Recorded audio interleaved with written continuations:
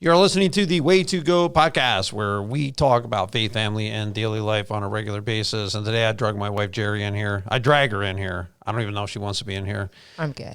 She's good. She's good. We'll see. I'm gonna have to write in, do you want to do it? Ask all my participants and stuff like that and see if they all want to be here. But I'm glad you're here. Glad to be here. Yeah, good. Anyway, we are talking about marriage today and communication, and I think that's always one of the most important things because you got to talk. And so, do you think that we talk a lot in marriage? Yeah, definitely. Talk. Nonstop. Yeah. Because I'm always talking. Is that what you're saying? No. Well, there's a couple principles. Usually, this is what I consider wedding season. So you're always working on getting people ready to come into doing their marriage and getting ready to be together as husband and wife. And communication is clearly a part of that on a regular basis. So for me, there's certain principles that I always go over. And one would be speak the truth in love. I would tell any couple when we get to the week that I talk about communication, speak the truth in love. And it says in Ephesians 4:15, and says, speaking the truth in love, we will grow to become in every respect the mature body of him who is the head, that is Christ. So speaking the truth in love is part of our Christian maturity. It's certainly part of helping people grow. Right. I think that there are times we need to hear the truth. We need to be able to accept the truth. We need to say the truth in love. But without truth, you're never going to know really how you should live, what the differences are, maybe how you're annoying your spouse. You've got to hear truth. Right. I think too, like your relationship can't grow further and develop and mature if you're not communicating. And if there are issues, you need to be willing to say it in a kind and loving way. And the other person also needs to be open to receiving it without getting defensive or, just understanding that, hey, they're saying this because they do love me. Right, absolutely. And I think, too, like you said a lot of times, not what you say, it's how you say it. So go ahead, explain that. I say that all the time. Go ahead. No, talk about it. I mean, sometimes you can say something in a kind and thoughtful way, and sometimes you can respond with the same words, but in just like a short and annoyed, kind of way. And and how does that make you feel? I hate it. Right, and why do you hate it? Go ahead. Because it makes you feel like you're stupid, or you're annoying, or you're, a nuisance.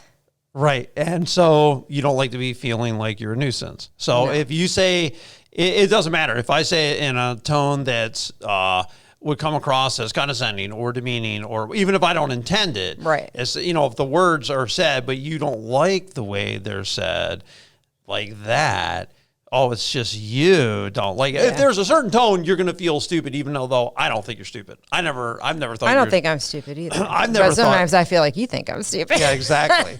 But the thing is, I've never thought you were stupid a day in your life. I know. You know what I'm saying? I've always thought you were smart. I was with you in college, so I saw the awesome grades that you got. So I've known all along, oh, you're definitely not stupid. Yeah. No, I think it's more, not even stupid, but you just feel like they're annoyed with you sometimes. Right. And then you feel like, well, because you shouldn't have asked the question. You're annoyed in answering. So if you're answering the question and you answer in a way that seems like you're annoyed with the question in the first place, then you feel like you're a bother. So you feel less underappreciated or whatever. And I think sometimes too, we assume the other person just reads our mind and knows, or that we told them something that we never told them because we thought about it or whatever. And some of it is just a lack of true communication or just assuming. Well, I think some of it's a lack of it. It's just poor interpretation of what the intent of the other person is. Right. I had an incident just this morning where I'm explaining something to you, and in my head, I'm explaining this as thoroughly and nicely as I possibly can.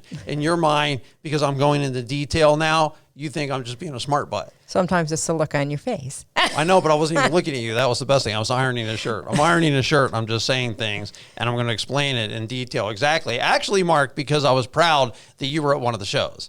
So I was actually telling her about that. And then she said, the one that you did last time? Right. I'm like, I'm supposed to know you're doing one.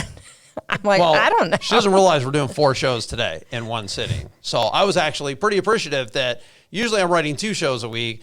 I only have to write 3 instead of 4 because Mark's going on vacation, which is all Mark's fault. So if there was a miscommunication, I'm going to say it was Mark's fault, who's producing the show. Good thing you're leaving, Mark. I know, because if he wasn't going on vacation, then I wouldn't have to be doing 4 shows, in which case he wouldn't have written a show, in which case I wouldn't have, come across a bad way explaining it.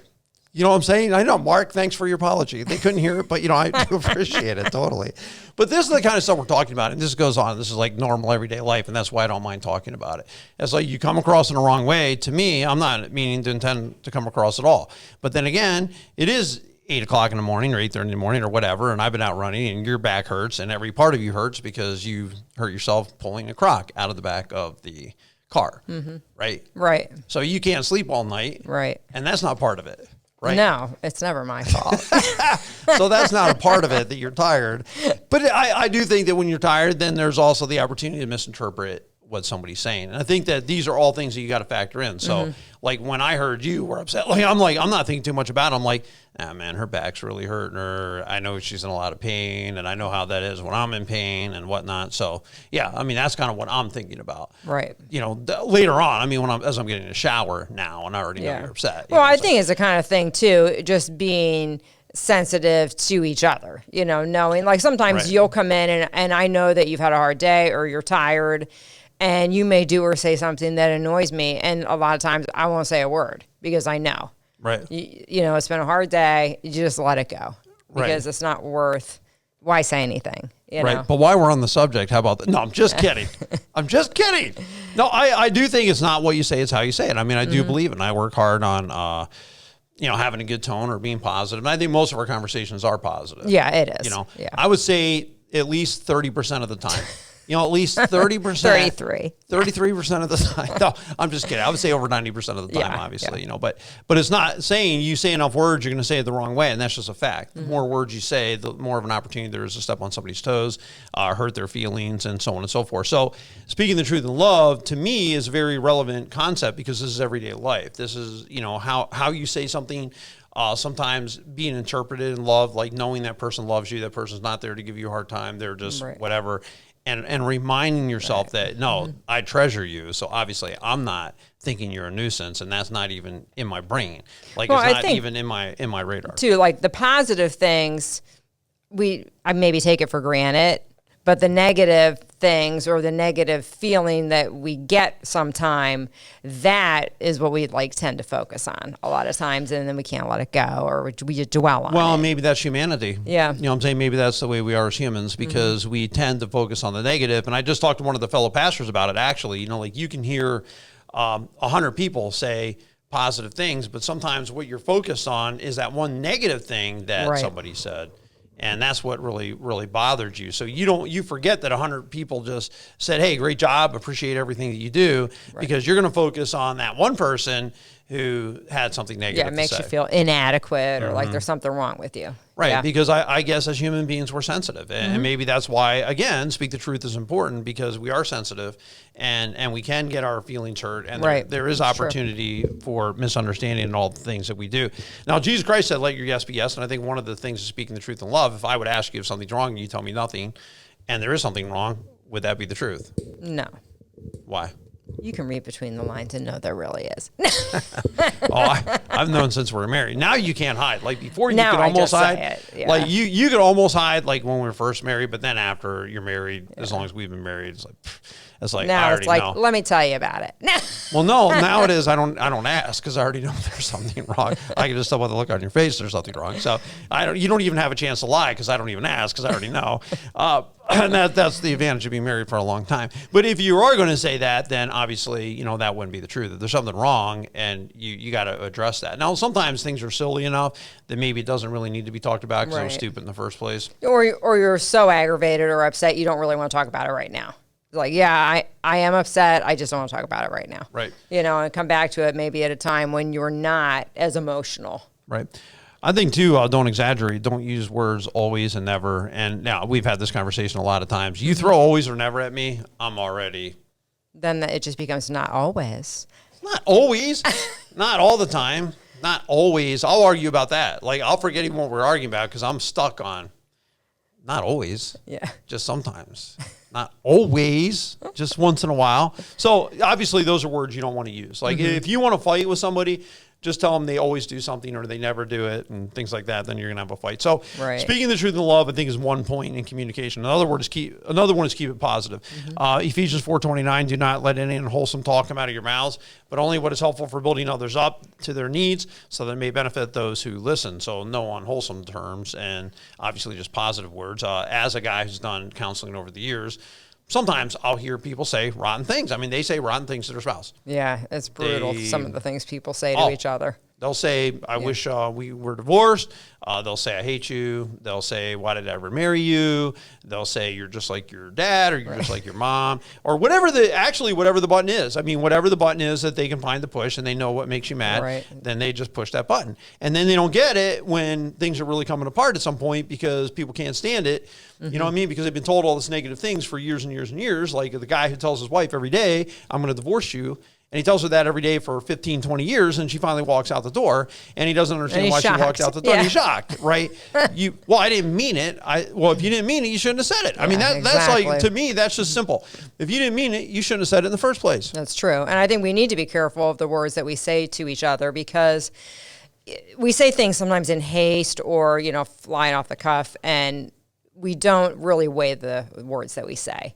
We want to make sure that we consider what we say and how it impacts, and is it loving, is it kind, is it truthful? Well, I think that, again, anger replaced love, and they probably did mean exactly what they said, but maybe they didn't mean it, but they meant it at that minute. I think a lot of times people say things they regret. They say things that are too hard. One thing, I'll tell you, that is one thing I will say, I do not say negative things. No. Like you would have to go back 35 years of our marriage, and you still won't find one name called, one nasty thing, never threatened divorce, never said I hate you, never said just those words would just not come out of my mouth. And I wouldn't say that I'm heroic. I think that's just probably my nature. You know what I'm saying? My nature is like, I might give you a sharp tone, but I do not say, I'm not going to say I'm not holding. No way. I'm way more jokey. Like, if my common language would be, I'm always joking around. I'm always bugging you. I'm always pestering you. I'm always hitting on you. That's what I'm always doing. True. Right. That's what I'm always about. So pretty much, if you're in that negative thing, you got to think about, you have to, and I always say this, address the problem, don't attack the person. So if you're going to attack a person, you're putting them on the defense. You're driving them into the corner of the boxing ring, so to speak. They're going to come out swinging because they don't have any choice at that point because you just attacked them. If you say, if you address the problem and you say, hey, it makes me feel like this when you talk to me like that. Like if you were to say to me, hey, I feel like this when you said it like this. Okay, I can't argue with that. Right, because you can't argue with how I feel about it. Not effectively. Right, and you don't also, if I attack you, like you said, it puts you on the defense, as opposed to if I say it hurts me or it makes me feel this way, then it puts it kind of on me and how I'm responding to what you're doing, as opposed to attacking you. Simple statement, address the problem, don't attack the person. Never attack the person. And I think, too, when it says that our words should build others up, that affirmation is super important. Yep. I'm always blown away when I hear, as far as I know, I tell you I love you. I mean, I say all the time. Yeah, I say positive things all the time. You know, I mean, hey, that was a good job, or I really like this, or that was cool, and things like that. Yeah. So I have been amazed as I've gotten older how you never get tired of hearing those words. You never get tired of hearing I love you. You never get tired of hearing you're special or you did a great job. Yep. You want to hear from me if you are singing up front of the church.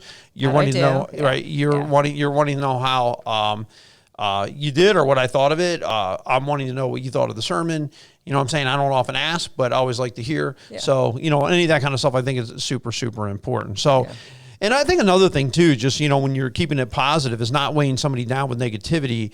Like sometimes if you come home and it's like this negative. And it's like every story, like sometimes it's overwhelming. And I try to there's got to be some leeway because that your spouse is your vent person. So in some ways, you can say things your spouse you would never say to someone else. You have to have a vent person. Yeah. And your spouse is going to be your vent person. On the other hand, in negative days like we're living in now, there's already a lot of negative things. There's already a lot of stress. I don't know that, they really need to hear their ears need to be the trash can for every dumb thing that happened.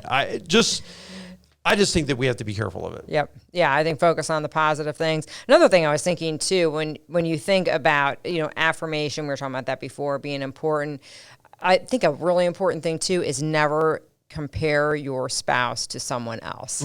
Because I have seen people do that where it's like, well, this person's wife does that, or that person's husband does this, and it's like, you're not married to them. Right. And everyone has a different personality, everyone has different strengths and weaknesses, and to compare your spouse or someone you're in a relationship with to someone else can really be devastating. Yeah, and you've never done that.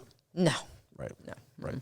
I wouldn't even think to do it. No, but I've seen people do it. Yeah. I mean, it's definitely. Well, or this, if you're out, talking about keeping it positive, don't say negative things. Don't tell negative stories about your spouse when you're out to dinner. Like sometimes that's awkward. That's uncomfortable when you're sitting there watching sitting across the table and somebody's telling you all they did this, they said this, and you're thinking, okay. Dessert, anyone? Yeah. Would you like to try my steak? The salad's excellent. I love this peach tea. Yeah, you were going to do anything to scramble out of it. But so keep it positive and don't say negative things. And I think, too, even your self-talk, the way you think about your spouse. If you sit around driving down the road thinking, she does this, she does this, she didn't do this, she didn't do that, or he does, he doesn't, he does, he doesn't, and you're going to gripe to yourself all the time, what's that going to do to your love? Yeah, it's going to diminish it. And you can always find something. I'm sure you can always find something about me that could improve, and I could always find something about you that could improve. But to dwell on the things that maybe you think could be better instead of dwelling on the things that are positive, I think can make you just focus on that instead of what you really have that's great. I agree. Proverbs 12:25, anxiety weighs down the heart, but a kind word cheers them up. So kind words in marriage is hugely important. So it's communication is speak the truth in love, to keep it positive. And I would say also listen. James 1:19, dear brothers and sisters, take note of this. Everyone should be quick to listen, slow to speak, slow to become angry. And so you don't want to cut them off when you're talking to them. And I think that's super ultra important. I do it all the time. Yeah. Well, you do sometimes. I wouldn't say all the time. Not always. I finish his sentences. You do finish my sentences. And it's not usually what he was going to actually say. No, I was like, it's not that it was a bad thought. It's just like, I wasn't really going there. You know what I'm saying? It's not what I was going to say, but okay.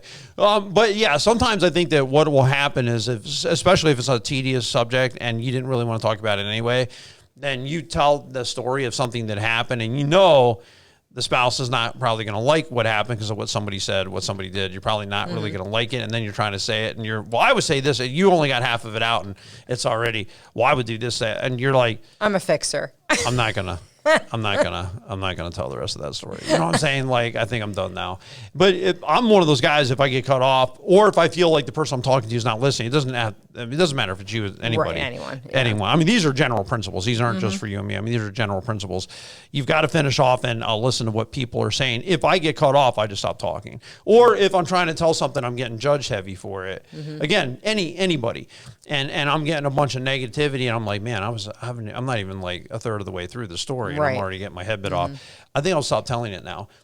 If you want to listen, if you want your spouse talking, you've got to listen. And sometimes you got to let them complete that thought or her, because that may be the only time. And that's not true of spouses only. That's true of your kids. Right. Like if your kids are starting to talk, even if it's about a dumb subject, if you want them to be open, you can't put them down. Well, that's a stupid way to think.